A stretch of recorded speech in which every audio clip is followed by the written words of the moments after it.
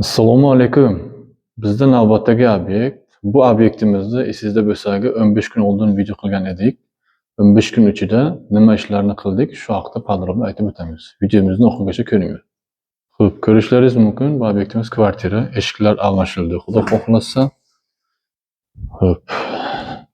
15 kun ichida nima ishlarni qildik? Polnisi devorlar, har bitta xonamiz umumiy hisobda 100 kvadratli kvartiramiz.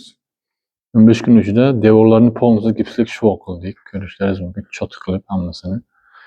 Ikkinchi etapda polnisi отопление sistemasini qildik. Ko'rishlaringiz mumkin.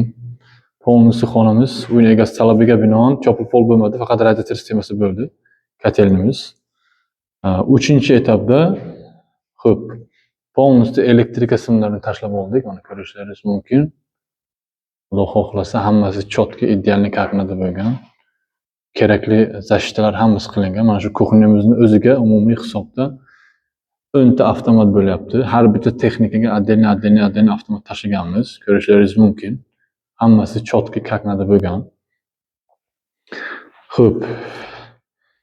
Ko'ring, ishimizni sifatiga baho bering. Sizlarga ham shunaqa podключ xizmatlar kerak bo'lsa agar biz har doim xizmatda.